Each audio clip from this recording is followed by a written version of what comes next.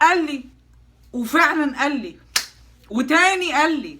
ما بتجيش غير لما بيكون حد بيقول لي. مالك محموقه قوي كده ليه؟ ما بتزعليش قوي على اللي بيموتوا في مصر وسوريا ليه؟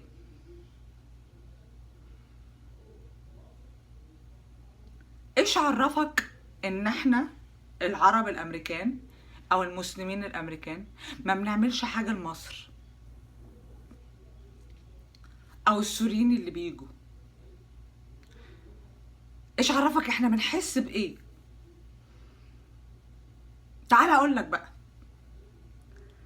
اللي متغربين هنا، راجل بقاله 40 سنه متغرب واستثمر الحمد لله في ولاده وفي بيته وعمل فلوس كام مليون ونزلهم مصر، وغاب عنها 7-8 سنين كمان عشان ابنه كان عنده سرطان، بس مستثمر فلوسه في بلده عشان يشغل ولاد بلده، عشان يعمل مشاريع في بلده، عشان ينفع ويستنفع. بيزنس، تجارة، نفع نفع نفع نفع واستنفع. عبادة، عشان ما ينزل مصر ما ياخدش منها ولا نكلة ويقعد في المحاكم على سن كبير. يقول لك اصلك بعيد عن فلوسك. ابويا،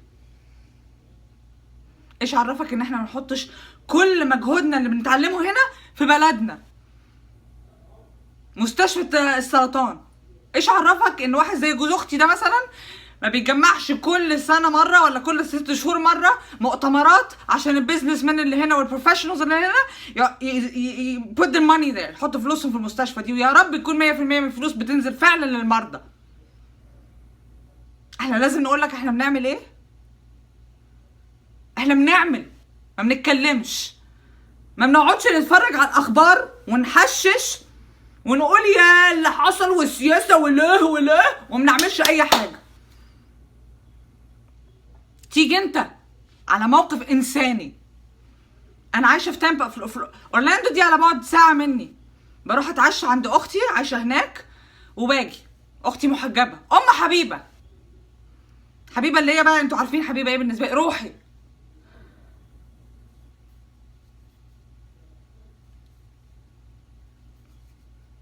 غير انه انساني، غير ان الناس فعلا ما عملتش اي حاجه في حياتها، بريئه، راحت حضر كده، غير ان المنظر يغلي الدم. الا للاسف الشخص ده كان منتمي او بيدعي، للاسف بيدعي انه من مله الاسلام. لو اهالي الناس دول حد فرد واحد منهم بس طلع يا عيني زعلان غضبان، عنده خلاص عايز غضبان، هيشوف اختي المحجبه دي ممكن يقول ايه او يحس بايه وهي شايله حبيبه. ويا رب عمري ما اسمعها ولا احسها، بس ده اللي انا مريت بيه بعد سبتمبر 11 لما كنت محجبه. ربنا بيحطني في مواقف عشان يمكن ابقى كده في يوم من الايام، بس مش هستنى في يوم من الايام لما اختي ولا امي عشان لابسين حجاب بعد الشر حاجه تحصل لهم. ده على المستوى الشخصي، على مستوى انا الى حد ما محموقه ليه، بس الى حد ما كبير فعلا محموقه للانسانيه. لما توصل معاك المرحله انك تقارن دم بدم او حتى تشمت،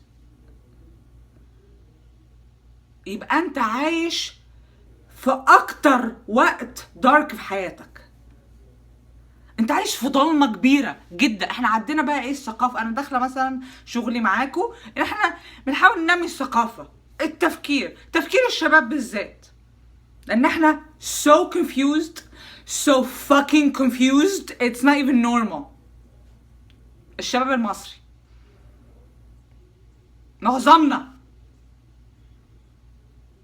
معظمنا تعبان، مش فاهم what the hell is going on. فيمكن لو لحقنا شويه فينا الاجيال ولادنا بقى اللي زي حبيبه، نعرف نربيهم احسن. على المستوى الشخصي انت هتستفيد، على الاقل هتستفيد تقعد كده لحد ما peace of mind خلال يومك، وتسيب ذريه صالحه، والى حد ما ممكن بلدك تستفيد، مع ان كل اللي بيكلمني يقول لي بلدي مين مع مش عارفه ايه، بلدي مين مع مش عارفه ايه.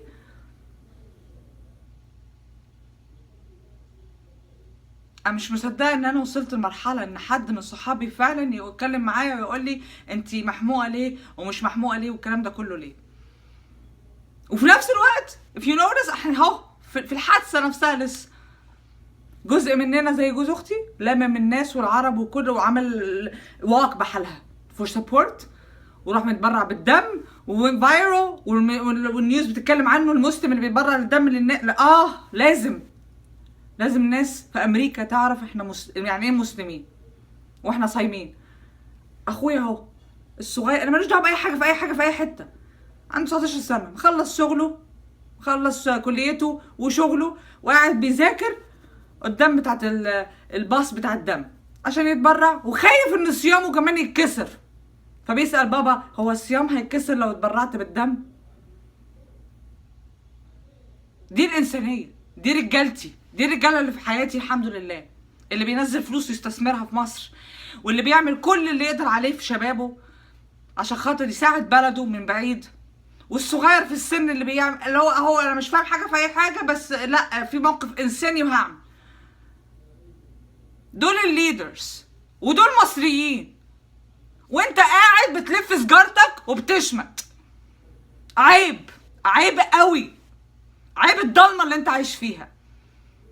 لو في نسبه كبيره كده يبقى فعلا فعلا فعلا الشيطان في مصر ريح، قعد وريح بقى الناس، هي خبطوا على نفسكم بقى.